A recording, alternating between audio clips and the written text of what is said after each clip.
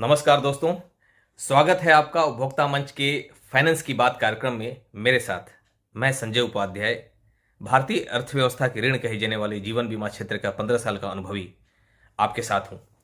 आज मैं अपने कुछ विचार जो जीवन बीमा के ऊपर है शेयर करना चाहूँगा। जीवन बीमा क्षेत्र के या जीवन बीमा के बारे में आपसे कुछ उन टॉपिक्स के बारे में बात करना चाहूँगा जिससे आप हो सकता है अनभिज्ञ हो सकता है कुछ लोग जानते भी हों, एंड ये बहुत वैल्यू एडिशन देगा। मैं इसकी कुछ स्ट्रेंथ आपसे शेयर करना चाहूँगा। मैं ये नहीं कहना चाहूँगा कि आप जीवन बीमा कराएं ना कराएं, ये आप तय करें।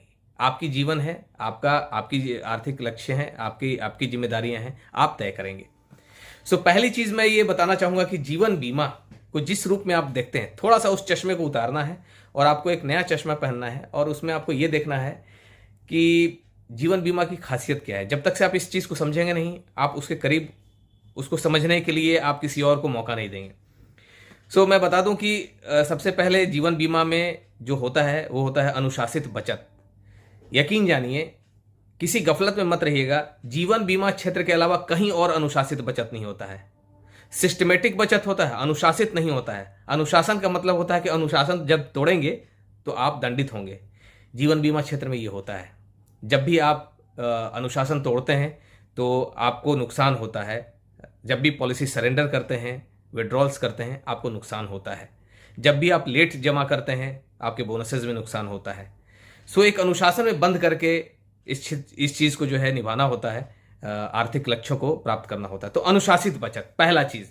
दूसरा चीज़ मैं बताना चाहूँगा कि लंबे आर्थिक लक्ष्यों की प्राप्ति, जैसे क्या होता है, बच्चों की शादी हो गई, बच्चों की पढ़ाई हो गई, या आपका खुद का रिटायरमेंट हो गया, इन सबों की जो गारंटेड योजनाएं हैं वो सिर्फ और सिर्फ जीवन बीमा क्षेत्र में ही उपलब्ध है।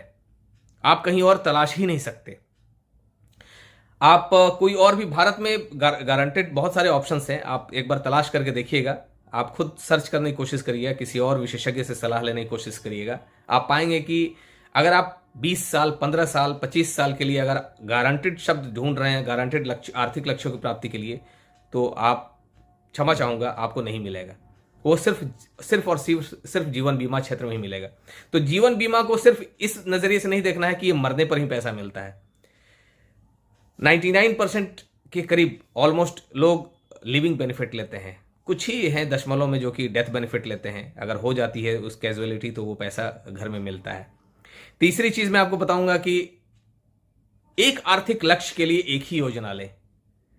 जैसे बेटी की शादी करनी है तो एक बेटी की, तो दोस्तों मैं बता दूं कि जब भी आप लंबे समय तक अपना आर्थिक निवेश करते हैं तो जीवन बीमा क्षेत्र में आपको लंबे समय की गारंटी मिलती है।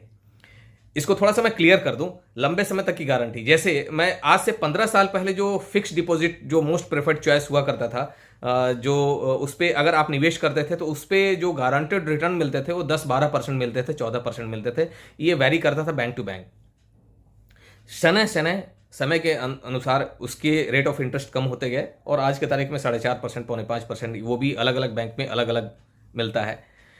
मैं कहना क्या चाह रहा हूं कि जैसे जैसे इंडियन इकोनॉमी ग्रो करेगी, ब्याज दर इंडिया में भी कम होता जाएगा। लेकिन अगर आज के तारीख में या कभी भी अगर आप जीवन बीमा लेते हैं तो जो उस पर ब्याज दर होता है, जो भी उस पर आपको लिखित रूप से गारंटेड आपको उसमें भुगतान लिखा रहता है, अगर आपने 10 साल के लिए लिया है, 15 साल के लिए लिया है, 20 साल के लिए लिया है, 25-30 साल के लिए लिया है, तो यकीन जानिए आपको 25-30 साल की उसमें गारंटी मिलेगी। जो लिखित रहेगा वही मिलेगा आपको। सो इस बात को ध्यान रखिएगा। उसको आज के नजरिए से मत देखिएगा कि आज तो ब्याज दर कम है। ब्याज दर आज कम है, लेकिन आज से 20 साल बाद गारंटी शब्द में ब्याज दर इंडिया में शायद हो सकता है कि इंडियन इकोनॉमी इस तरीके से बूम कर जाए कि इंडिया में जो ब्याज दर हो वो माइनस में हो, जैसे यूरोपियन कंट्री में होता है। पर जो बीमा क्षेत्र में जो आपको मिलेगा रिटर्न, जो गारंटेड उसमें भुगतान आपको लिखा रहेगा, उसमें कोई कटौती नहीं होगी। भले ही आपको फिक्स डिपॉजिट पे आपको -2% आपको जो है देना पड़े, 2% चार्जेस देने पड़े, ब्याज तो भूल जाइए। तीसरी चीज और बताना चाहूंगा कि बीमा को मैक्सिमम लोग मैं देखता हूं कि 1.5 लाख रुपए तक की टैक्स छूट में काउंट करते हैं। बहुत सारे टूल्स हैं जहां पे आप 1.5 लाख तक की टैक्स छूट पा सकते हैं। बीमा को उसका साधन न समझें। बीमा का लक्ष्य दूसरा है। 1.5 लाख की टैक्स छूट आज है गवर्नमेंट के द्वारा, कल हो सकता है ना हो। बीमा एक निश्चित पीरियड में ही आपसे बात की जाती है। आप जब 30 साल के होते हैं और जब आप 60 साल तक के होते हैं, इस 30 साल के क्रूशियल पीरियड में जिस समय आपके ऊपर आर्थिक जिम्मेदारियां ज्यादा होती हैं, उसी समय जीवन बीमा की बात होती है। 30 साल के पहले भी आप इन्वेस्ट कहीं और कर सकते हैं, 60 साल के 70 साल की उम्र में भी आप कहीं और इन्वेस्ट कर सकते हैं, लेकिन बीमा नहीं ले सकते हैं। और 30 साल से पहले अगर आपकी फाइनेंशियल लायबिलिटी नहीं है तो बहुत ज्यादा बीमा लेने का कोई मतलब नहीं बनता। जब आपकी फाइनेंशियल लायबिलिटी शुरू होती है, पारिवारिक जिम्मेदारियां, तभी आपको जीवन बीमा का महत्व समझ में आता है और तभी लेना भी श्रेयस्कर होता है। क्योंकि उस समय जब आप लेंगे तो आप आपके goals, future financial goals identified हो चुके रहेंगे। लाइक बच्चों को कितने बच्चे हैं, फैमिली आपकी एक्सपेंड कर चुकी रहेगी, तो एजुकेशन प्लान लेना है कि नहीं लेना है, मैरिज प्लान लेना है कि नहीं लेना है, या आप चाहें तो उसी समय आगे की 20-30 सालों के लिए अपना रकम जमा करके अपना दीर्घकालिक आर्थिक लक्ष्यों को आप प्राप्त कर सकते हैं। 20-30 साल बाद शायद भारतीय अर्थव्यवस्था से गारंटी शब्द खत्म हो जाए, इस बात को ध्यान रखिएगा। आज से 20-30 साल बाद भारत की अर्थव्यवस्था में गारंटी शब्द नहीं रहेगा। जितने भी विकसित देश हैं वहां पे यह शब्द आज की तारीख में खोजने पर भी नहीं मिलता है।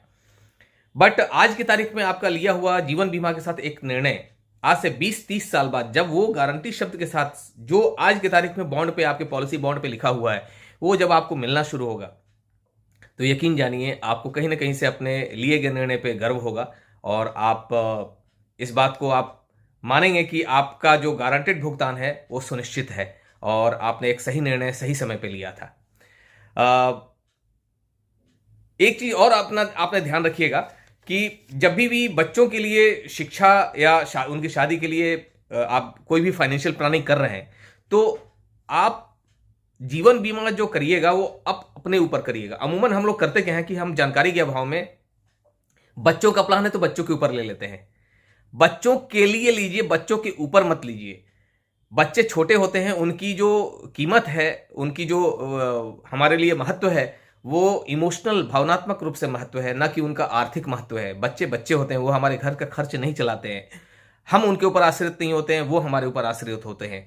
तो बच्चों की दीर्घकालिक भविष्य की योजनाओं के लिए, आर्थिक योजनाओं के लिए आप जब भी उनके लिए फाइनेंशियल प्लानिंग करें जीवन बीमा के साथ, तो उसमें जीवन का बीमा जिनके ऊपर बच्चे आश्रित हैं उनके ऊपर लीजिए, जैसे माता पिता के ऊपर लीजिए।